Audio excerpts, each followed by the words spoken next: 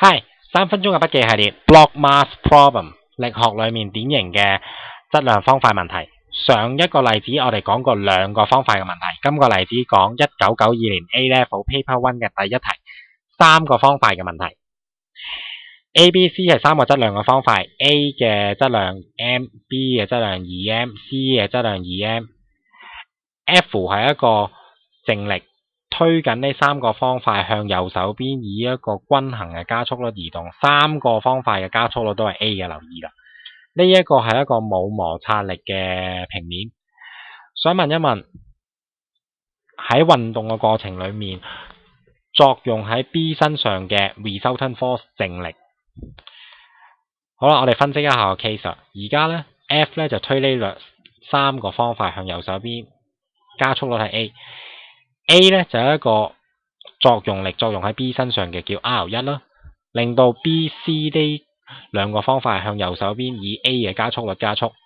有一個作用力 B 作用翻喺 A 身上嘅，牛頓第三定律講 R1 dash 啦。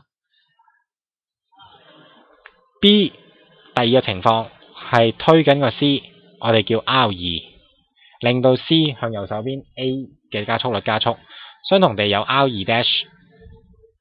逐個 case 去處理。第一個 case 個 F 咧推晒3個 block 嘅力嘅總和係 F，3個質量視為一體去處理 ，m 加 2m 加 2m， 5個 m 乘翻個加速率3個一樣嘅，再留意多一次啦。ma 係等於翻 F 除翻5啦。第二個 case 考慮 A 作用喺 B 身上嘅作用力啦 ，R1 咧係令到 B、C 呢兩個質量向右手邊以 A 嘅加速率加速嘅，兩個質量加埋一齊 2m 加翻 2m，A 等於翻 4ma 啦，等於翻 4F over 5。第三個 case 相同地考慮 R2 咧就等於翻